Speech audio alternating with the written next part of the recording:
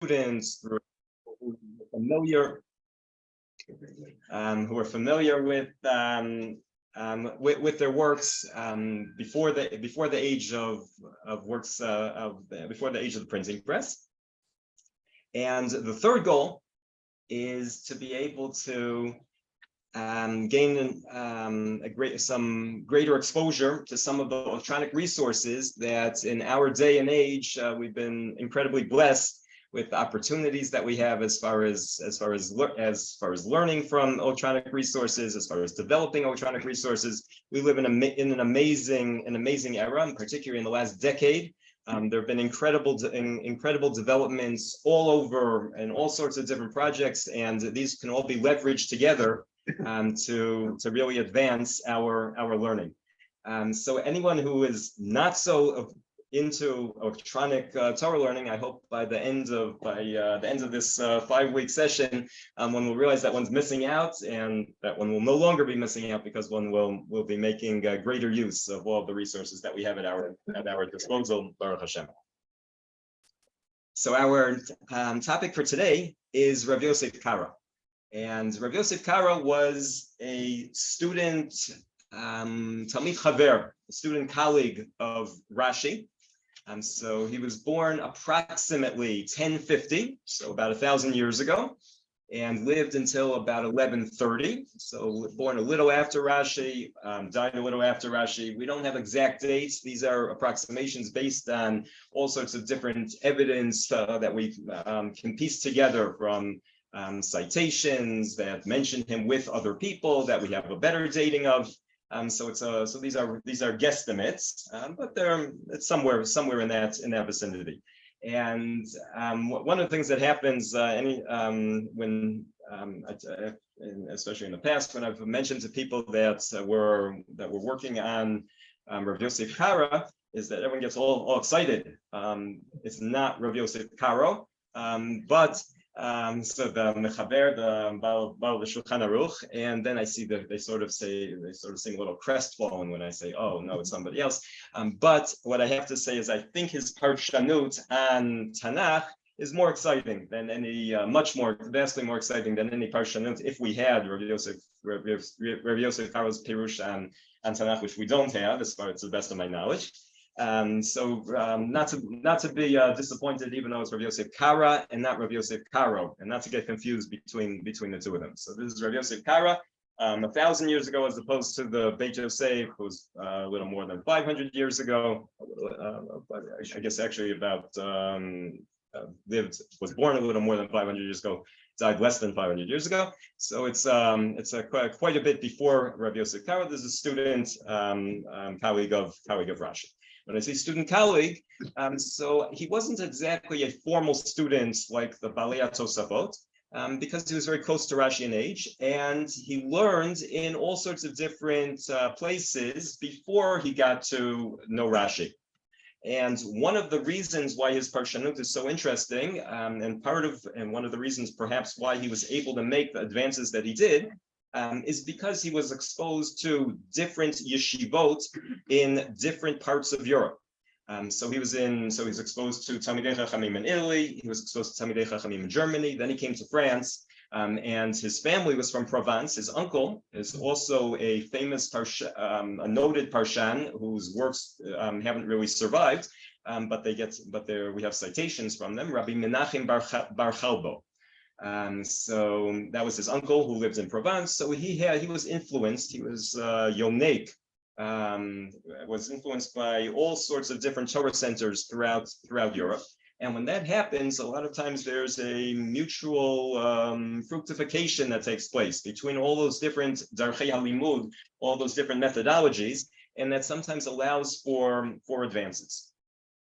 Now, why is Rav Yosef Karo such an important parshan? Why are his commentaries so significant? And why are the recent discoveries of additional commentaries? Why is all that important to us? Why do we care? So I'll actually answer that question with a different question because I'm Jewish. The question that I'll pose in order to get to that answer is, we know that Rashi If we take a look at his commentary, most of it, the vast majority of Rashi's commentary is based on midrashim. If you try to extricate the layer of Rashi which isn't based on midrashim, it would be a very, very small layer. That's not to say that Rashi isn't doing incredible things with those midrashim. That's not to say that Rashi isn't doing a lot of selecting from those midrashim, and that winnowing of the midrashim is, of course, very, very significant. It's an immense labor, and Rashi perhaps did the most incredible job of that ever. But most of Rashi is midrash, and if we think about the works that have survived before Rashi, those works are basically midrashim. At some point, about 1,000 years ago, Parshanut Hapshat, more simple, literal type of Parshanut, started to become more common. Now, to this day, I think there's tension between people who enjoy Midrashim because they make the text more relevant, more meaningful, the message, it speaks to us more sometimes, and people who want to get to the simple, let's say the more scholarly world will have a much greater emphasis on Pshat. So there is a tension between Pshat and Drash, which has always been there. In Chazal, of course, where Pshat existed before Rashi, before Rabbi Yosef Karo. In the Gemara talks about differences between Pshuto Shel Mikra and the more midrashic understanding. Ein Mikra Yotzei Midei Pshuto is something that comes up in Chazal. So we're not saying that Pshat didn't exist before 1,000 years ago, but as far as Pshat commentaries, very little has survived from before 1,000 years ago, which gives one the impression that it wasn't something that people were very involved in. What caused the change? What caused Pshat Parshanut? And if we open a Mikrot Gedolot, so I think we'll see that most of the Parshanim, or let's say at least half of the Parshanim, are very Pshat focused. Who caused that? And what I would like to suggest is one of the people who had an outsized influence on that development, certainly outsized compared to how famous he is Rabbi Yosef Karo.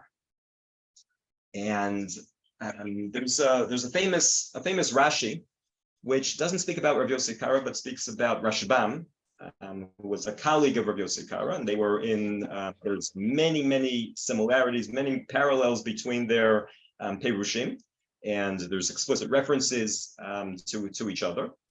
But Rashi at the beginning of Parashat Vayeshev, very famous Rashi, talks. Rashbam at the beginning of Parashat Vayeshev quotes his grandfather and says that he would suggest his interpretations. He presented his interpretations in front of Rashi, and what would happen is that sometimes Rashi would say, "Yes, absolutely," and if I had time and the energy right now to revise some of his parshanot l'fi pshatot hamitchadshim b'chol yom, so then he would have done so.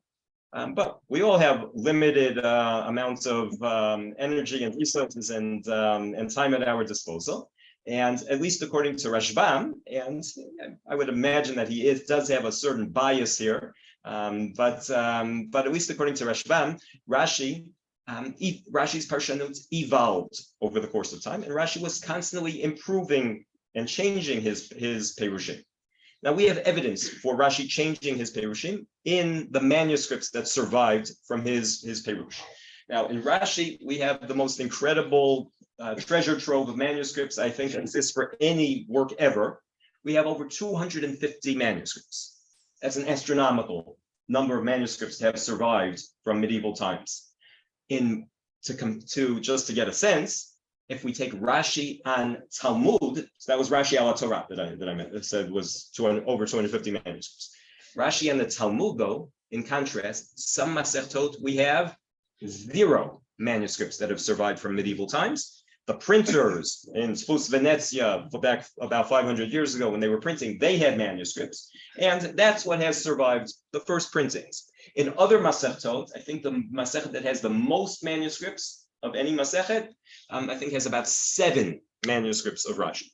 So 250 manuscripts is an order of magnitude way beyond anything of Rashi himself, and and that's true for many, for most medieval works. We're talking about single digits. We're lucky if we have single digits of manuscripts that have survived till this time.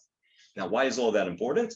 So this is very important because other Parshanim were not as fortunate as Rashi to have 250 plus manuscripts survive.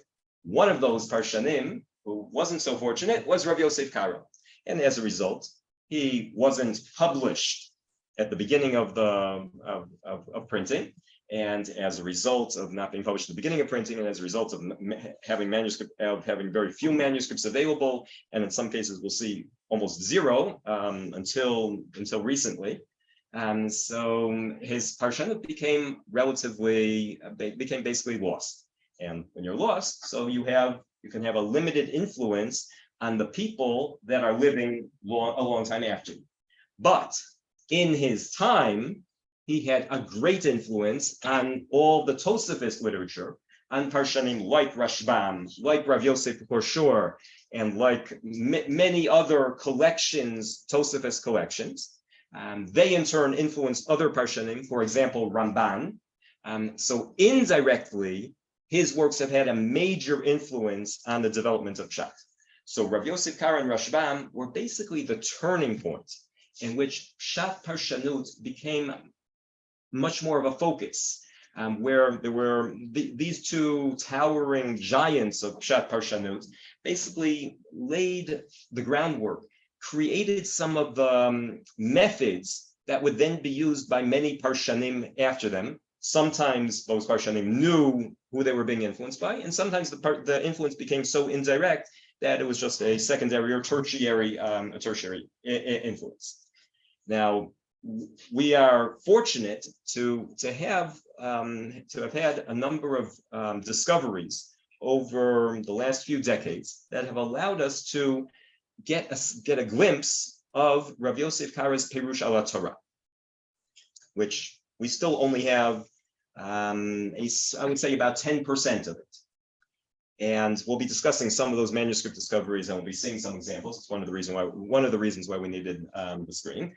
But just a word before that, Rabbi Yosef Karo wrote Perushim on almost all, if not all, of the 24 books of Tanakh. What survived in his case until recently, where his Perush al Torah has now survived partially, was his Perushim specifically on Nevi'im. They survived in one manuscript, most of them. Nevi'im Rishonim, at least, in one manuscript. Nevi'im Achronim, there are multiple manuscripts. When I say multiple, so we're talking about 7 manuscripts there. But his Perush on Nevi'im survived in one manuscript. That manuscript is no longer. That survived until the Shoah. A lot of manuscripts went AWOL in the Shoah. It could be that some collector has it someplace. I don't know. I'm still hoping that maybe that manuscript will be discovered. Thankfully, there was an edition published in the decades even before World War I, the early 20th century. There was an edition published which used that manuscript. So as much as you can trust that edition, and it's a reasonably reliable edition, a reasonably serious scholar. So we have a transcription of that manuscript, but there's no substitute to having the manuscript itself, to being able to see how there's all sorts of things you can see in the manuscript when there are corrections going on, and sometimes when people publish things, they make their own changes and they don't always document, or they misread, they make mistakes. So there's all sorts of reasons why we would like to have that manuscript. So we don't, but at least the Perush was published, and in some Mikraot Gedolot Tanakh, we have the Perush of Rav Yosef Karo on Nevi'im Rishonim, and in others we have it on Nevi'im Achronim. His Perushim on Ketuvim don't appear in standard Mikraot Gedolot. In some of the recent ones, some of the Perushim appear. And we're talking about Perushim on Megillot. So Esther, Ruth, Eicha, these all have Perushim of Rav Yosef Karo. In the recent editions, like the Torah Chaim, they have some of the Perushim. In many of these cases, we have 2 Perushim of Rav Yosef Karo that survives. Many Parshanim, like we know, even Ezra wrote multiple Perushim on the same book. Sometimes they were paid to write different Perushim. They wrote for different audiences, so they would revise their work. So that's what we have from Rav Yosef Karo. on Ketuvim, and so some of those have been published more recently. On Torah, in printed form, his Perush does not exist anyplace. This is one of the reasons why electronic resources are so wonderful, in that electronic resources allow us to publish all sorts of pieces. We can publish even work that's incomplete, that hasn't been, that we're expecting that we'll find more, that we're in the midst of developing. So we can do a lot. We have a lot more flexibility with electronic publication than we have in printed works, where if you're going to only have 10% of a commentary that survived, some people aren't generally going to put that in a Mikrot Gedolot. So in the electronic Mikrot Gedolot at alatorah.org, which ALHATORAH, if anybody wants to access it on their own devices, we have a big collection of mifarshim, many of which don't exist in any published form. Many of which the additions, even if there are some more commonplace additions, the additions have been significantly improved. All sorts of paragraphs have been added that have been discovered from all sorts of manuscripts. So we have in the Mikrot Gedolot, we have two buttons. So if you go to alatorah.org, there's a button. You know what? We'll actually, since we'll be using alatorah significantly over the next few weeks, Bezrat Hashem. So we go to the homepage of alatorah.org, and I'm blocking the screen. So alatorah.org, there's a button, multiple ways of accessing different things. There's resources for Tanakh, Mishnah, Talmud, Halacha, Sidur and Haggadah, Sifriya B'Kelim, all sorts of different resources. We're going to be focusing though on the Mikrot Gedolot, so we're going to click on the Mikrot Gedolot, and we're going to get to the Mikrot Gedolot. It's going to take us to Parshat HaShavua, and then we have two buttons that we need to know how to use. This is important. It's more important than anything else I'm going to say in the whole. So we got to know the buttons, because they're people I know who use the Mikrot Gedolot and love it. And they say to me, but I don't know how to get to a certain parshan. And they were never aware that there's a gear button that allows you to select which parshanim you're going to put on the page. So that gear button is very important. It happens all the time. And I say, what do you love about the Mikrot Gedolot if you have no parshanim? You don't know how to access all these different parshanim. Okay, so that gear button up in the top, very important. It has settings for which parshanim you want to display on the page. So if you want a page which just has Rashi and Rambam, so you press Haser Hakol, you check, then all those checkboxes will be cleared.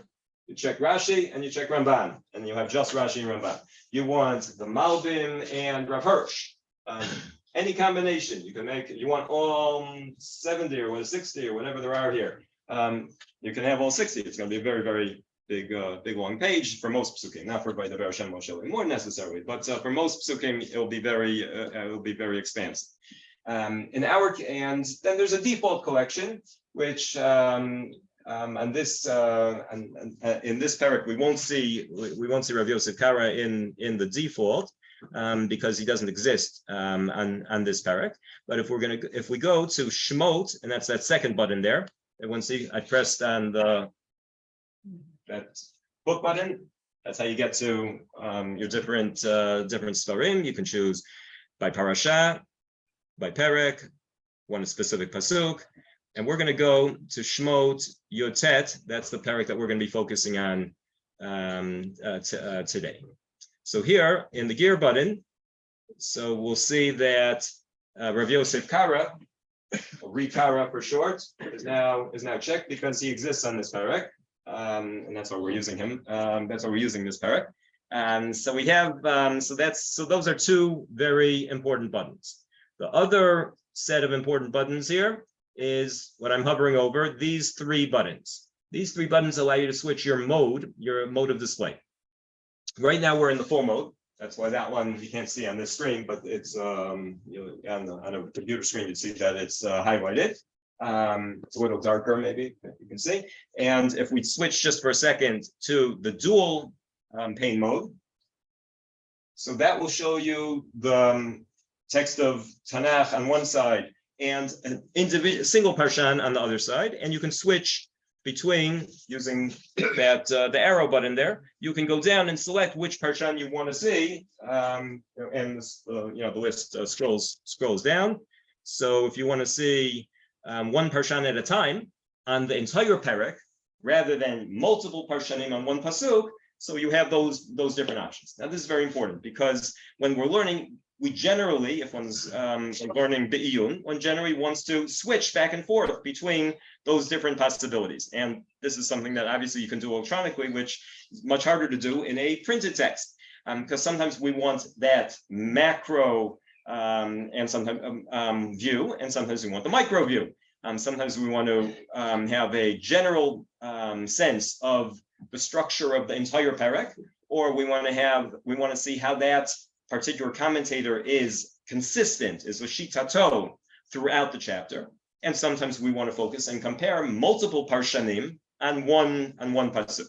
So that's the whole beauty of electronic resources, which is, and I think is probably one of the most transformative aspects, that ability to switch back and forth between different views with one click. Okay, so is that? I just yeah. access it on the smartphone. It's a different interface altogether. Right, because there's a different amount of real estate that we have on the smartphone. So yeah, on phones it will be a little different, but it's more or less the same options, just dealing with this size rather than this size screen.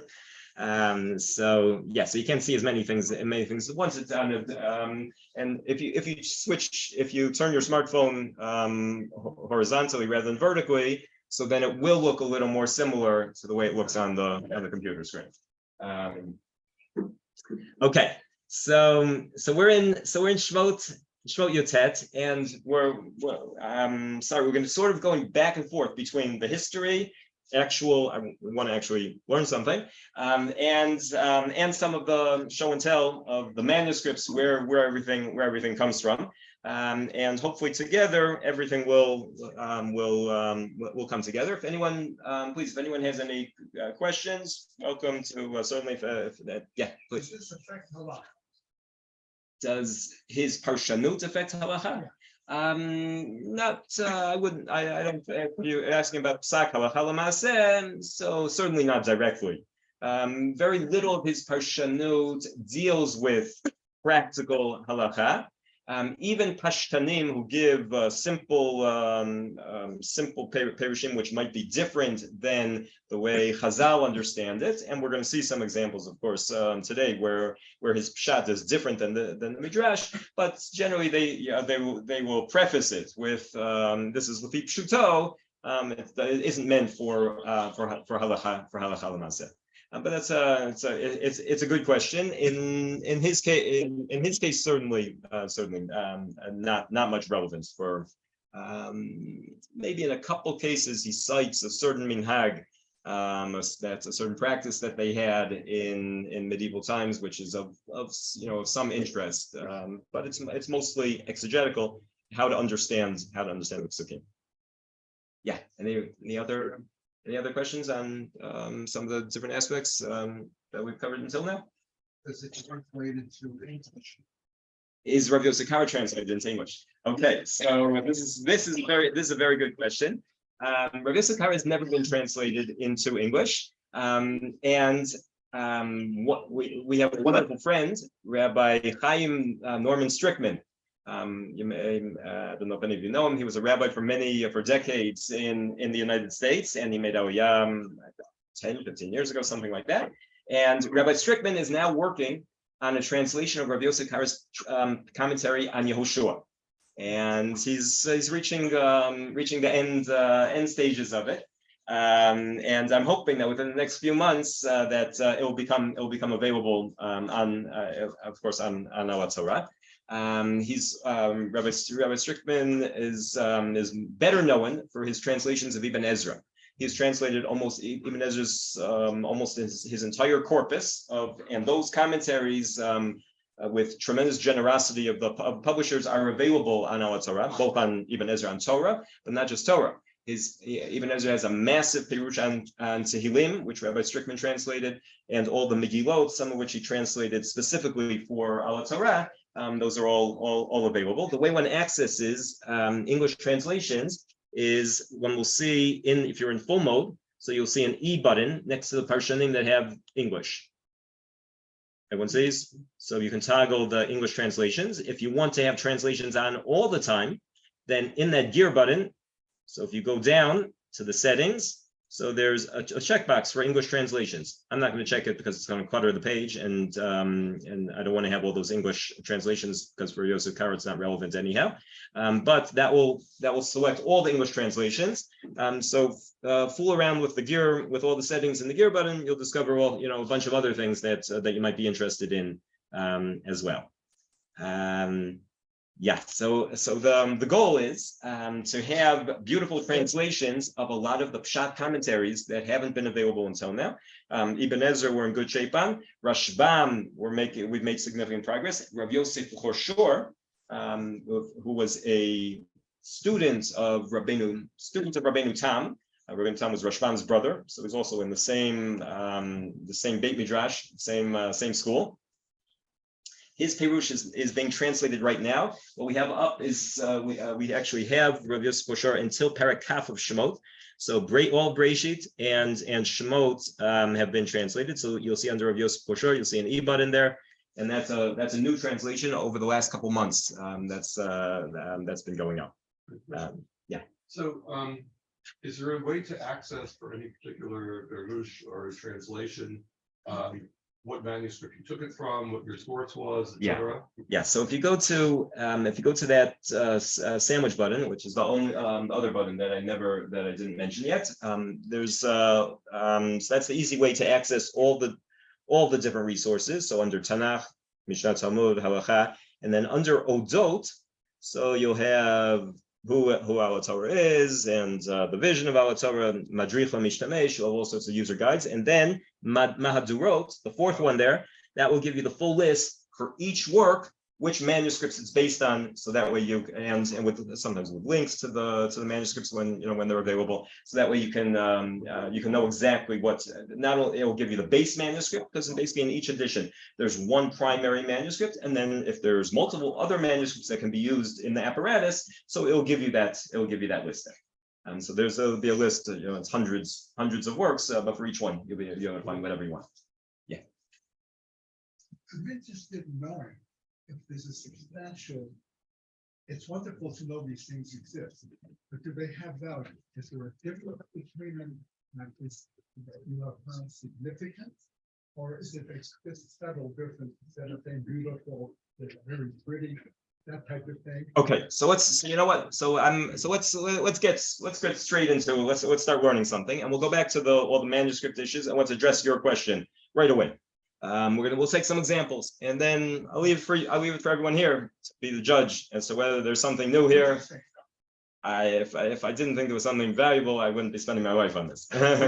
So I think it's an obvious answer to what I think. But that's could be a subjective thing, and there's definitely are subjective issues that get involved.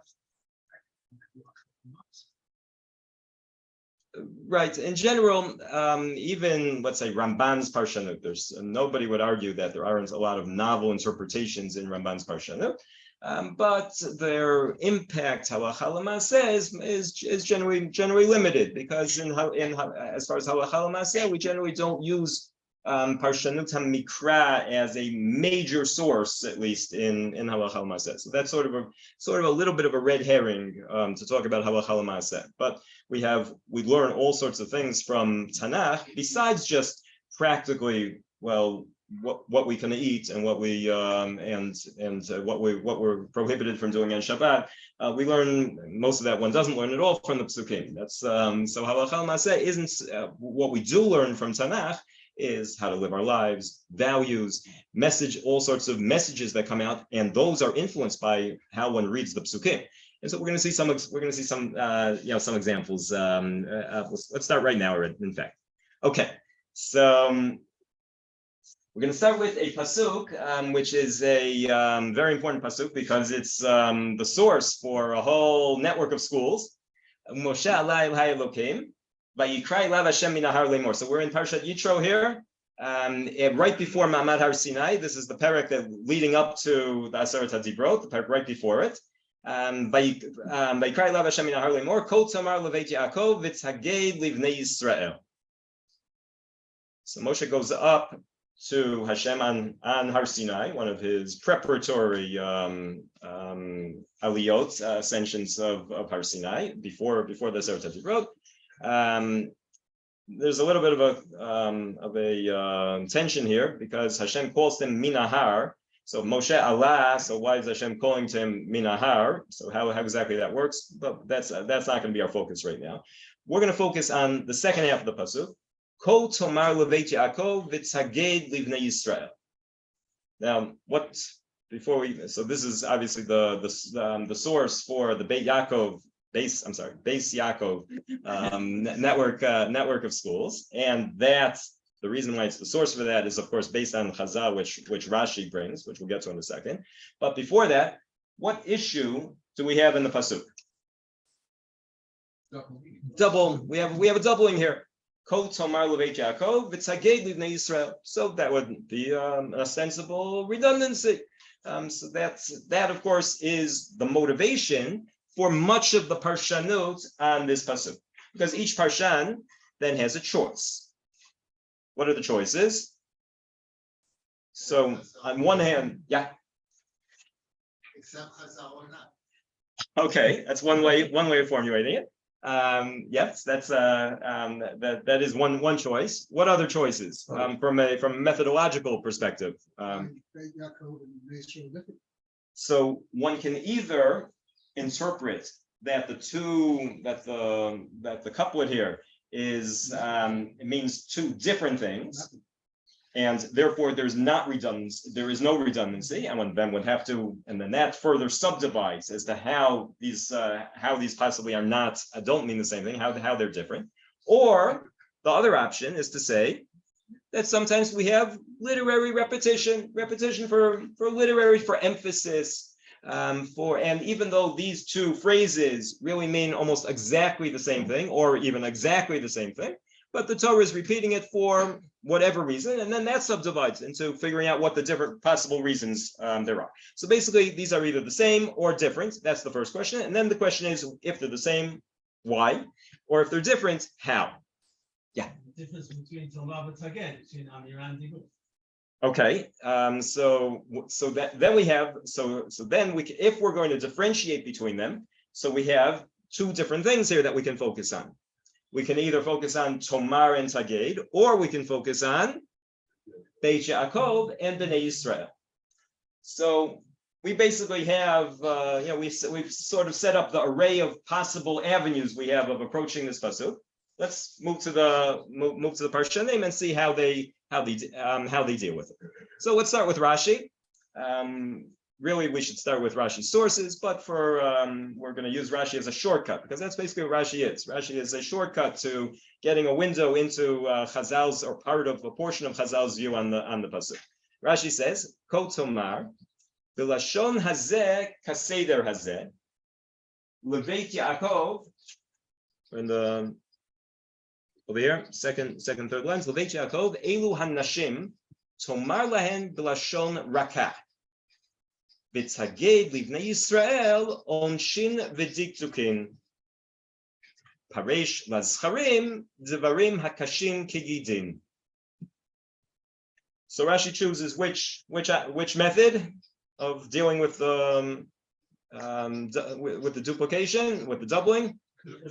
Two different, he differentiates between them. And as far as which words he differentiates, so he seems to differentiate both between Tomar and Tzhaged. He says Tomar is Lashon Rakah, soft speech. Tzhaged is Hashim, Dvarim HaKashim Kigidin. So he's relating Tzhaged to Gid, to a sinew. And he's also differentiating, and those two differences, of course, go together, between Beit Yaakov, which he says are the women, Elu Nashim, and Bnei Yisrael, which are the Zcharim. How does he get to these differences? So we saw Tzhaged, he gets to from Lashon of Gid. Bnei Yisrael, so that has Ben. Beit Yaakov, so by process of elimination, So that's one way. I'm sorry. I was gonna say, not today, there's other processes of elimination. No, In but terms of it's- sexes. So Beito, Ishto, Zo Beito, Chazal are Dorish in a number of places. In the So- Gemara, it says, Right, exactly. And it could be that at least there's some maybe subconscious between relationship between bat and bait, and just like so then we would have bat benot Yaakov, which is basically Beit Yaakov is for benot Yaakov, so and as opposed to Bnei Yisrael. So that's what we have in Rashi. Possible that during that line, and along with the what you asked before about the halacha and so forth, perhaps Rashi is making some comment with that the field of those two groups. So if he says Lashon Raka may be more of yes, we were telling you about it, but you don't really have a feel about it, as opposed to the Gid, what he's talking about, that's the halacha, and that's the way you have to follow it.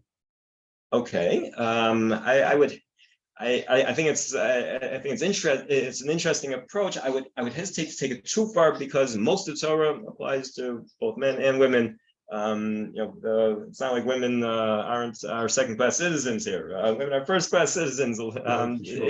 And so there's a very small number of mitzvot which sometimes take on supersized importance for in some cases. But basically most of Torah. So I think what Rashi is saying is that there's a different there's perhaps a different way of speaking, different way of communication, which I think even in today's world where we're very much into equality, I think there's still I think most people would agree that there's women communicate differently than men do. They communicate in a softer way. I think that would I think most people wouldn't get all up in arms, all riled up if one made a claim like that. Maybe some people would object and want everything to be totally identical. But I think that's what Rashi is certainly getting to. Now we could spend hours just analyzing Rashi, but I want to move to a contrast to Rashi. And we can certainly come back to things at a different point before we get to Rabbi Yosef Karo. And in contrast, we're going to take a look at Ibn Ezra, and we'll see this is Ibn Ezra Aleph. What's Ibn Ezra Aleph? Well, Ibn Ezra wrote 2 commentaries on Shemot. That's why we have Ibn Ezra Aleph, and then at the bottom of the screen there, we'll see Ibn Ezra Bet. Now, just one question: can anyone see the print on the screen, or I can make it larger? Okay. Can't see. Okay, sorry. Okay, I'm sorry for being a little inconsiderate. So we see the plus button that I'm clicking there. This can be done on your personal screens as well. And how are we doing? Is it readable yet? One more. Which button did you click to make? The plus. You see where the cursor? Yeah, you can't see the cursor now. Also, yeah, it's a problem. Sorry. Maybe we'll get a better screen by next time. Okay, how are we doing yet? If I block it, then it will definitely not be doing well. Keep going. No, good. Good. Okay. So then we're going to go down and we're going to see Ibn Ezra Aleph and then Ibn Ezra Bet, and I can't get them all on one screen. Okay, but everyone sees. So Ibn Ezra wrote different commentaries. Ibn Ezra Aleph, he wrote his first set of commentaries in Italy, and that was when he fled from Andalusian Spain. So then first he went to Italy, and he wrote almost an entire set of commentaries on Tanakh in Italy. When he then came to France, that's when Ibn Ezra Bet, what we call Ibn Ezra Bet, that's when his second set of commentaries on many of the books. And if one compares the commentaries, one will of course see that there's different influences. Because in France, who did he suddenly get exposed to? Rashi, and even Rashban. So this is a little bit of a subject of debate between scholars, but I think the evidence, in my opinion, the evidence is very, very strong that Ibn Ezra in his second commentaries is reacting and in second and even as a third commentary in certain places. Is reacting and responding to Rashbam, and there was some competitive rivalry between the two of them. So basically, you can be sure that if Rashbam took a certain approach, Ibn Ezra was going to go the opposite way. So here in Ibn Ezra, what do you see in the standard Mikra Dolopus printing? in Shemot, one will see the second Perush. Which is somewhat larger. It's sometimes called the longer commentary, even though in some places the shorter commentary is longer than the longer commentary. But that's what you'll see in Shemot. In Breshit, the first commentary, the second commentary we only have on part of Breshit, was unknown until about 100 years ago. So there, the standard commentary that's printed is the first commentary. So it depends on the book, and in other Storim and Tanakh, it's different also. Because there are a whole bunch of maybe about 10 books that we have multiple commentaries. Okay, so if we go down to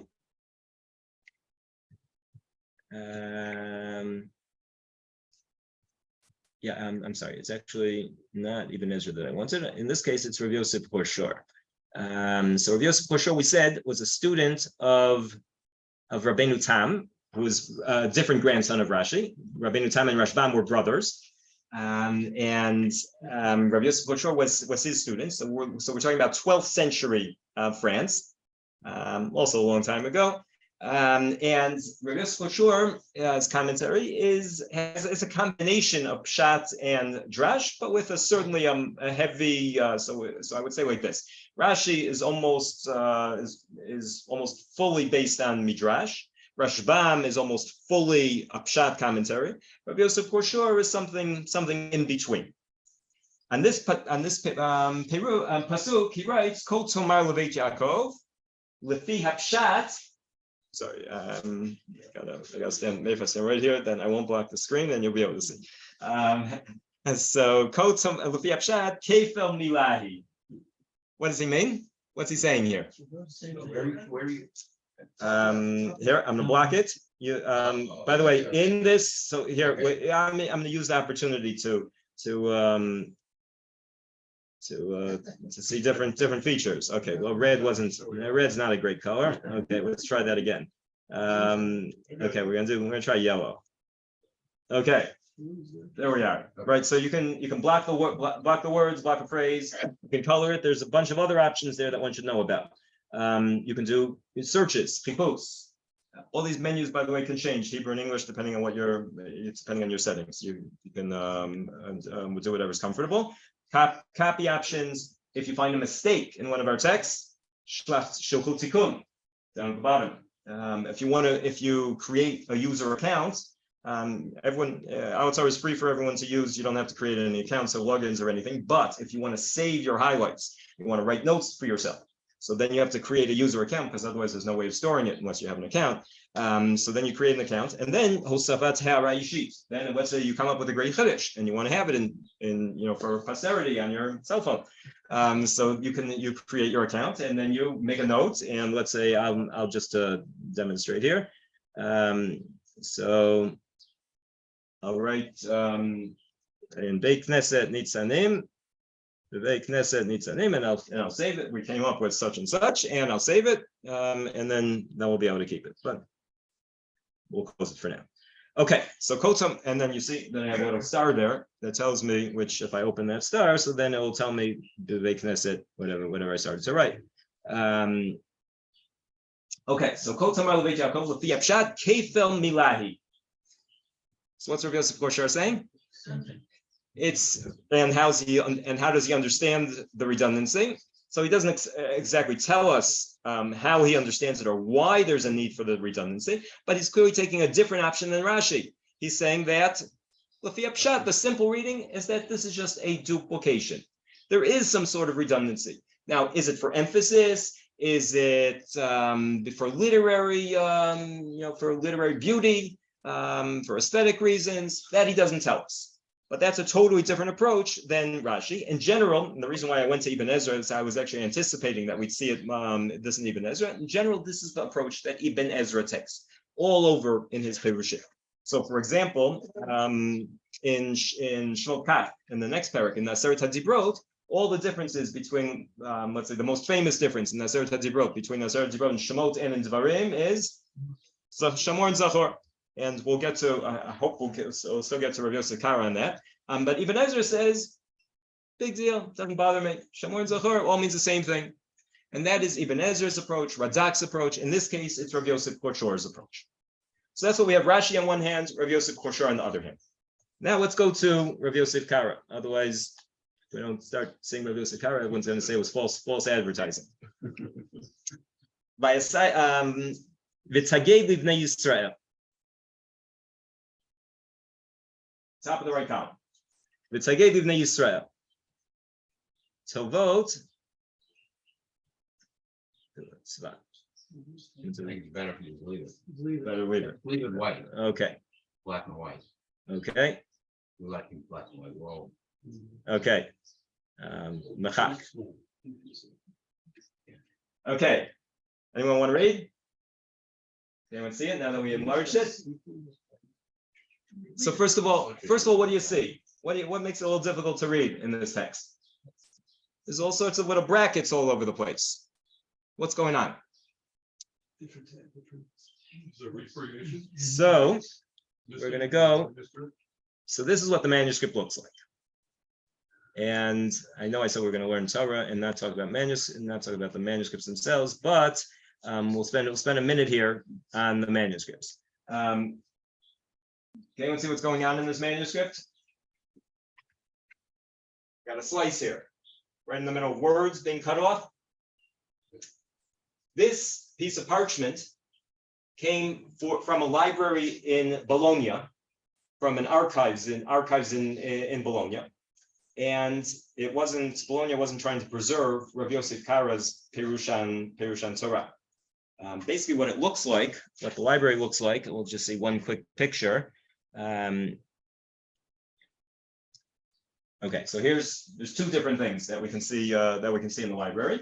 So this is an example where we have a binding of a book, and inside the binding we have old pieces of parchment that were used as stuffing, fillers for the binding of the book. In this picture,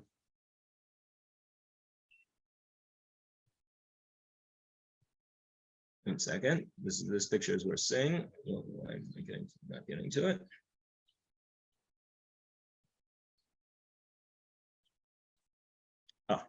Here we go. Here we have a second way in which these pieces of parchment survived. They survived as wrappers around archival documents.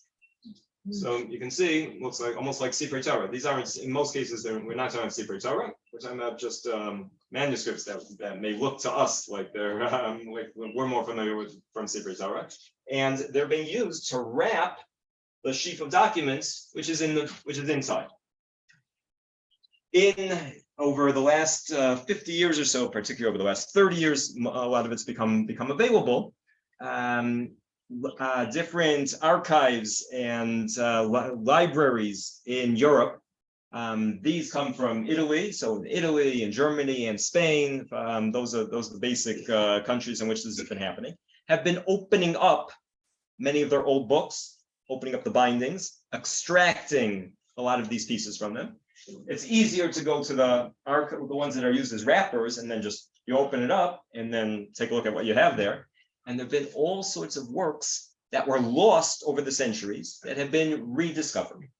One of those works is Rav Yosef Kara's commentary on Torah, which was a dispute. Most scholars, in fact, thought that that he never wrote a commentary on Torah, and all he wrote was some glosses on Rashi's commentary. Now that we have these pages that have some of the pages from the commentary, and it's really only about 7 full, and they're not even full, like we saw before. The pages, what happened is that a lot of times the pages were sliced. They were sliced to fit into the books that they were being, used as stuffers for.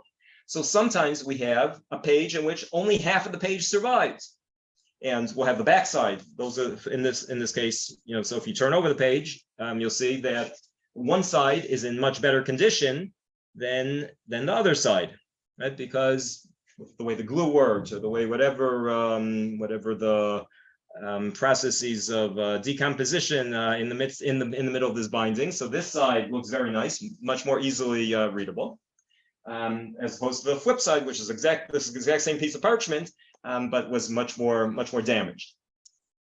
So Rav Yosef Kara's commentary, we now have leaves from this commentary, which we can now use to try to reconstruct more of the commentary, because it's like a puzzle. Anybody who's ever worked on a jigsaw puzzle, so if you start by trying to add corner pieces, side pieces, the more pieces you have, the more pieces you can then put into the puzzle. Yeah. Since these are all fragments, how do you know who the real author is? Excellent question. So that's very good. So how do we know that this is Rav Yosef Kara? And as I said, almost everybody, there's pretty much general consensus, but not everybody. There's, in fact, somebody, one well-known scholar who actually took me to task, even though I'm not really the one who made this identification. The identification was made by Professor Avram Grossman. So I'm just Toleb Ilan Gadol. I agree with Professor Grossman. It's not my chidush, but she decided, this other scholar decided to take me to, because I guess it's easier to, I'm a nobody, so it's easier to attack me than it is to attack Professor Grossman. So there's good reasons. There's good solid evidence that we have, and since and we'll take a look right now, in fact, at one of the pieces of evidence on this piece. So we will see that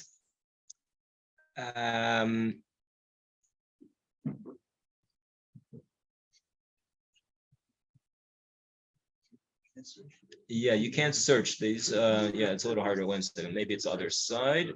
Yeah, just give me 1 second.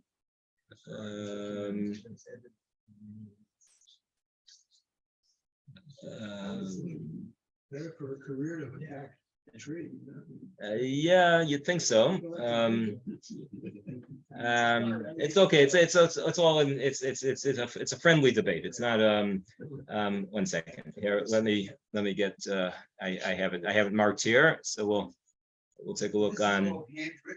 These are all handwritten. This is without crossing out, without any space. Yeah, well, they're copying from other manuscripts. Okay, so here we have in the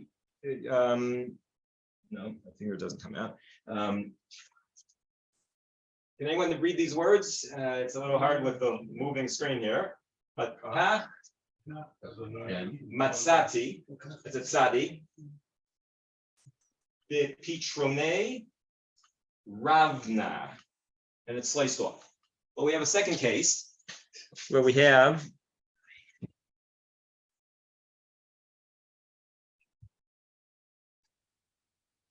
Matzati be Pitrone with a chupchik on top. Ravna. What's the next word? Anyone make it out? Shlomo. Ravna Shlomo. Who's Ravna Shlomo? Rashi. There's only one parshan who refers to Rashi as Ravna Shlomo that we have. That we have. It could be that in that generation. So we're talking about a parshan that's writing in that generation before Rashi was known as Rashi. But Pitrone Ravna Shlomo, that's Rav Yosef Kara. We also have in the same manuscript, he cites Dodi Rabbi Menachem.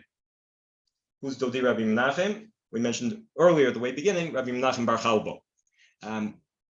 In addition to all that, though, we have almost verbatim parallels between some of, because a parshan is generally consistent. So, and he'll deal with the same psukim in different works. So in Rav Yosef Kara's Perush on Shmuel, for example, we'll have parallels to these fragments on Torah. So there's several Perushim which are consistent with Rav Yosef Kara's Perushim.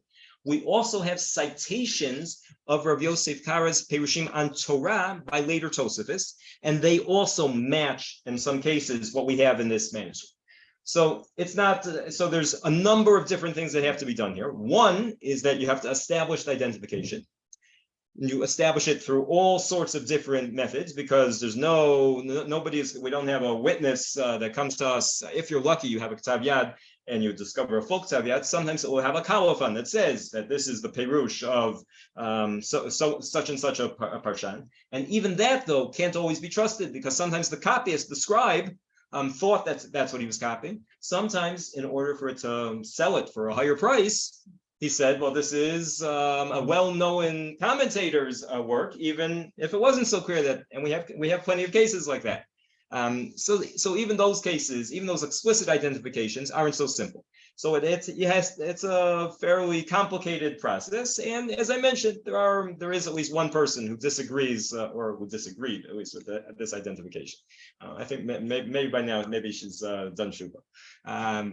So that's one thing one has to do. The second thing one has to do is, when we have these columns, we have to reconstruct the second half of this column, or in this case, it's about a third of the column. Now, since we have full columns, we know about how many words, we know the width of the page. So we can estimate how many words there are that are missing. Now, what can we use to reconstruct? So you can use your Seichel Yashar to reconstruct, and that's part of it. But we have two other sources here that we can use for a much more accurate reconstruction. One of them is Rashi himself, because Rav Yosef Kara built in many cases on Rashi's own parshanut. And we can compare this Perush with Rashi's Perush, and in many psukim we'll see that he's quoting Rashi, and then he's giving his own reaction, similar to what works does that call? Ramban, okay, and even closer to Rashi though, Tosfot. Tosfot do that all the time. What Rashbam and Rav Yosef Kara and Rav Yosef Roshur, what they are is the equivalent of Tosfot on Shas. They're basically Balei Tosfot on Torah. So Rashi is one source that we can use, and there's significant parts. We're not going to go through everything today. But you can, if you look at everything that's on the site that's reconstructed, so you'll see there's footnotes on the site, which the site, I mean the mg.otar.org. I lost my cursor. Okay, there we go. So it will tell you Shuchzar, and in this case, it's the second very important source for reconstructing Rav Yosef Kara's commentary, from Chizkuni. Because what Chizkuni did is he compiled all sorts of different Perushim. He writes this in his introduction to his commentary. He's taking from about 20 different works, even I would say 20 plus works. And he sometimes lifts verbatim, and sometimes he's paraphrasing. So in the cases, so we have many cases, we have several cases. Many might be too much because the total number here isn't vast. But we have a significant fraction of the Rav Yosef Kara cases where Chizkuni, it turns out that we didn't know this until now, Chizkuni is using Rav Yosef Kara's Perushim, because if we compare what we have in that manuscript, so we'll see that we have 5 words, and those 5 words are in Chizkuni, and then we have 3 words, and then it goes to another 5 words that are in the manuscript. So we can generally, in those cases, are able to reconstruct the missing words in the manuscript based on Chizkuni. Now, this doesn't happen overnight. It takes there's a lot of work involved, but we can. That's basically how we have. In this case, we were able to reconstruct the missing words here from Chizkuni, because we were fortunate that Chizkuni. Who's we? I mean, is it your team? Is it academics? Yeah, it's our team. Oh, it's our team. Your team. Yeah. Okay, so let's get to Rav Yosef Kara. Let's get to Rav Yosef. Can we hold? We're running out of time. We'll take it at the end. Thank you. Okay, so let's read Rav Yosef Kara's Perush here. Mitzhagei livnei Yisrael, tovot she'asiti lachem kevar, kedai tovot she'asiti imachem l'she'avar shetishmeu b'koli. Then we have something that we weren't able to reconstruct. We have a word missing there. Ve'im ein hem osim mipnei hatzovot she'asiti lachem b'Mitzrayim, and more lahem la'asot mipnei hatzovot she'e'eseh imahem lehaba. Kemo she'mefaresh ve'holech, ve'ata im shamoa tishme'u v'koleh, u'shmartem et beriti, ve'yitem li segulam mikol ha'amim. So what's Rabbi Yosef Kara doing here? How's he addressing the seeming redundancy of the pasuk? So Rabbi Yosef Kara is saying that we have a difference between Tagad and Tomar, but not like Rashi, who differentiated between them as to the tone in which one is speaking, but rather a differentiation as far as the content. According to Rabbi Yosef Kara, and this is in some ways a revolutionary pshat, which I'm not sure is correct. That's going to be homework. We have homework in this midrash, right? So anybody, optional homework. Anybody who wants to do an analysis of Tomar and Tagad in Tanakh can report next time, and that's a good advantage of a series. You can then have a report the next time, and to see whether the evidence can sustain Rabbi Yosef Kara's differentiation. Now, just as long, one of the ways one can do that is if one clicks on the word. See where my mouse is on the Tagad. So one can click on any word and get instant concordance results. Now, instant is the first time you click. It takes a little more time to load, so it's not exactly instant. But by the second time you click, it's pretty much instantaneous. So here we have 371 times, and you can scroll down through this list and see all the appearances of Tagad. You can see the different forms of Tagad. You can see Arachim Shurim. You can see dictionaries. You can see all sorts of different graphical concordances, which we're not going to go into right now. But that's one of the things that one can do in electronic form, which makes learning into an incredibly richer experience. So we can double check Rav Yosef Kara and decide whether we like him or not. But let's see what he says right now before we decide whether we like it. So he's saying that the difference between Tagad and Tomar is that Tagad is always about past events, and Tomar could be about future events, and that gives a totally different reading of what's going on here in this parak. Because what Rav Yosef Kara is suggesting is Moshe Rabbeinu is coming to the people and saying, "I have two reasons why you should be listening. One is out of Hakarat HaTov, out of gratitude for everything Hashem has already done for you. Secondly, he says, there's another reason, everything Hashem wants to do for you, but that is contingent on Im Shamoa Tishmu B'Kolit. So, Kol Tomar Leveit Yaakov Tagad Ibnei Yisrael, Atem Ri'item Asher Asiti LeMitzrayim, Vayasai Etchem Al Kanfei Nesharim V'Avei Etchem Elai. That's past. Secondly, the Ataim Shamoa Tishmeu B'Kolei Ushmartem Et Beriti, and in this case, you would want to see the whole parak all at once. So we're going to go to the little button there that allows us to see all the psukim. Or we could have switched the dual mode. Then v'yitem li segulam mikol ha'amim ki li kol ha'aretz. V'yatem tiyulim amachet konim v'goy kadosh. Everything that I will do for you, that you will become if you listen. Yeah. If that's the case, if we accept that shot, why was not the Tagad should have been before?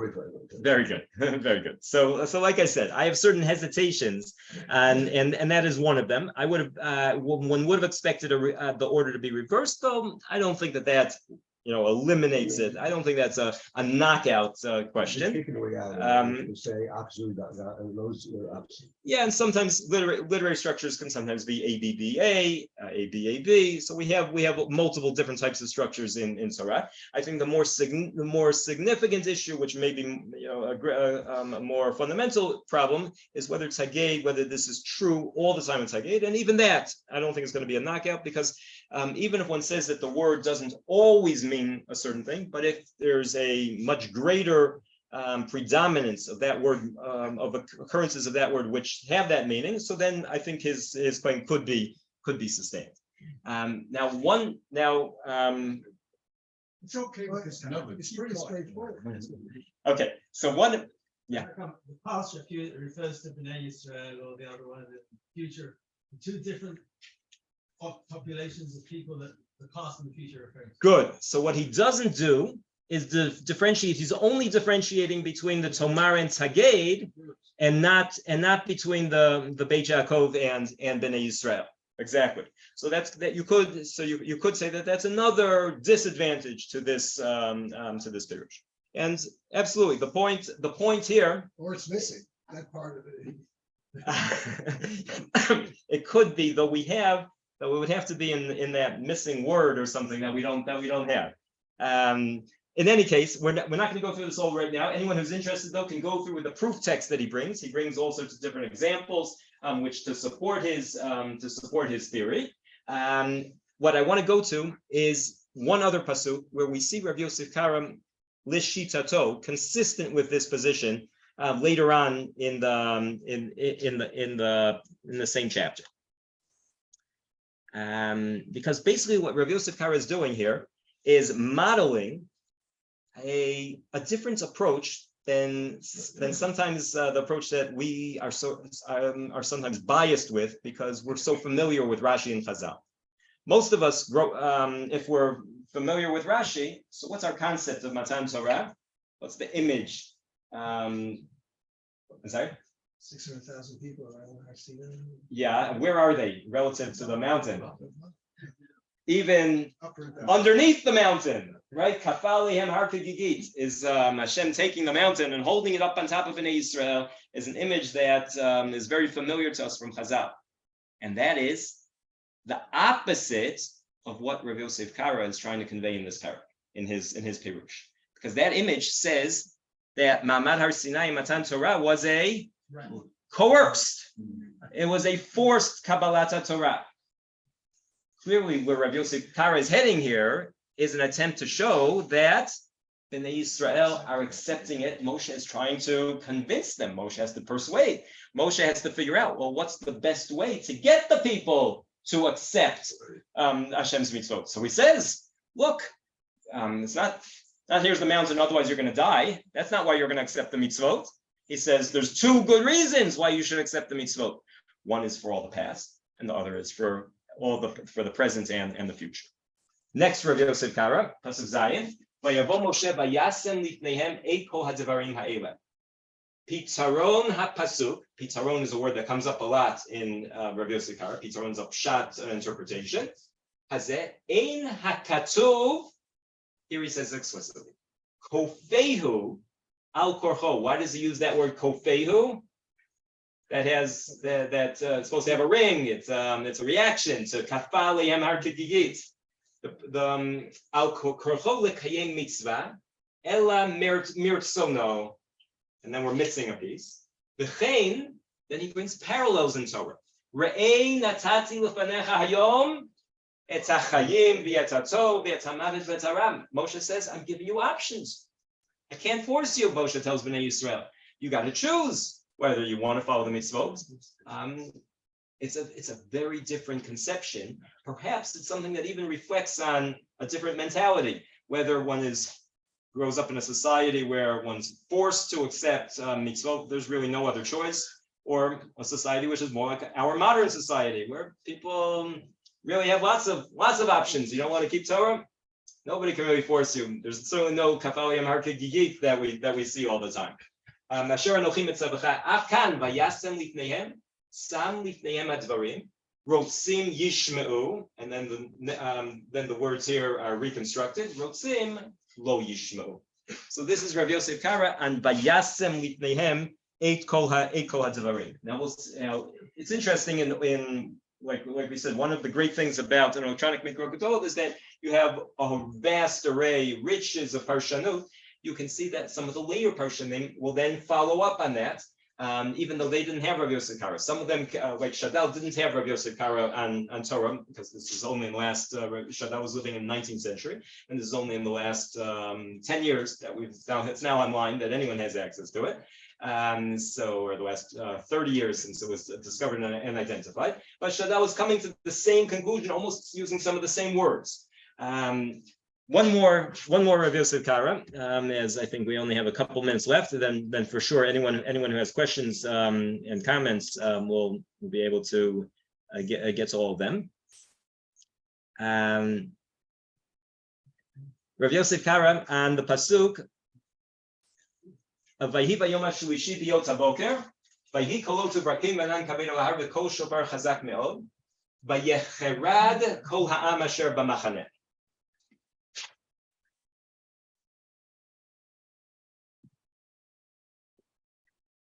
Vayhi Vayom HaShlishi B'Yot HaBoker, Rav Yosef Kara writes, V'Hayu Ha'am Charedim Mipnei HaKolot V'Halapidim. This is again reconstructed based on Chizkune. V'Ha'esh Ve'amdu Lahem Meirachok Kemo Shemefarish Lemata Ba'inyan V'Chol Ha'am Ro'im Et HaKolot Ve'et HaLapidim. In the pasuk it's Ro'im, of course, but Vayar Ha'am Vayanu with a mem meaning. But the reconstruction is sometimes the Rishonim, when they quoted psukim, it wasn't exactly the with exact letters of the pasuk. So in this case, that's why the reconstruction is based on is using the source. Heim hayu mitrachakin, the kol ma shehayu, and then we lost the next part.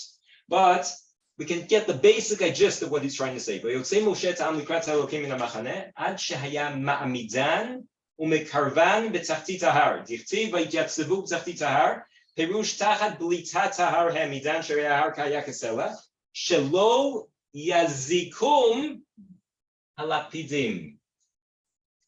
Rabbi Yosef Kara, consistent with everything he's been building until now, says, what's b'tachtit ha'har? Now, tachtit's a very rare word. Second homework. Quick on the concordance, find out how tachtit gets used in Tanakh. Is tachtit kafali amarkid yigit, and you're underneath the har? Or are you being choseh b'tzel ha'har? Shadow. In the shade of the, are you being protected by the har? Rav Yosef Kara says, what's going on here? Vayhi Vayom HaShlishi, there's kolot and lapidim.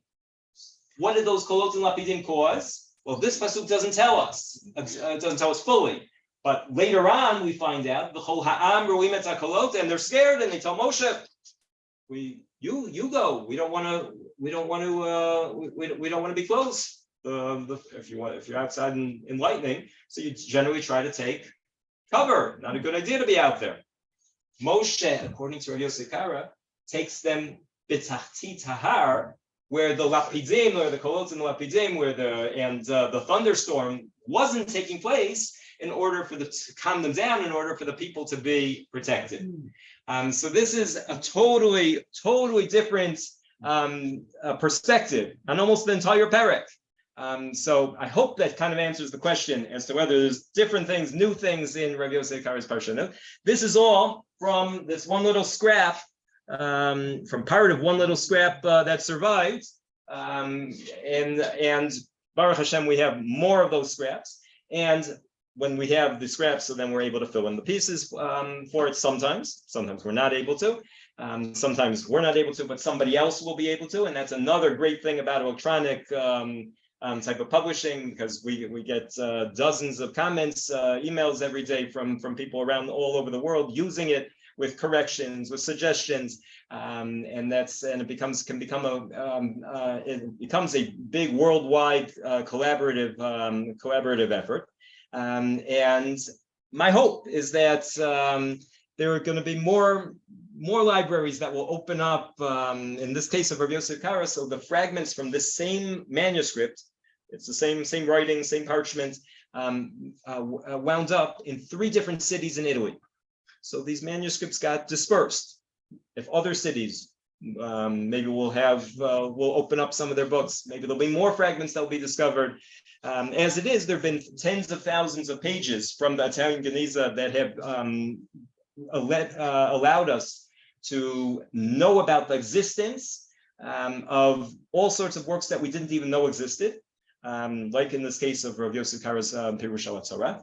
I would have to say that Rav Yosef Kara's Pirush al Torah is one of the most significant findings of the Italian Genizah, but there have been lots of other works also that are very, very important from there. And Rav Yosef Kara shot Parshanut of which we only saw a little teeny bit today. Anach and Nevim and Ketuvim, there's full Perushim, so there's certainly tremendous amount of material to be studied, but is a very, very refreshing perspective on Tanakh. A lot of modern literary methods are anticipated by both Rav Yosef Kara and Rashbam. And that's why I think over the last century, where the last few decades in particular, where the literary study of Tanakh has become very popular, even in secular, even in the non-Torani world. So Perushim of Rashbam and Rav Yosef Kara have become significant and respected even in that part of the world. So what we'll be trying to do over the next few weeks is do similar things with other parshanim. Some of the parshanim will be more well known, like next week is a Ramban, so it's a much more familiar and accessible parshan. So in some cases, the parshan will be more well known, but certain aspects of it, certain things that we can learn from the different manuscripts are lesser known. In other cases, there'll be more parshanim that will be meeting that most people are less familiar with, and we'll be trying to see how all this can help us. And how using a lot of the different electronic tools that we have available, B'chastei Hashem today, how they can allow us to enrich our Torah learning. Thank you.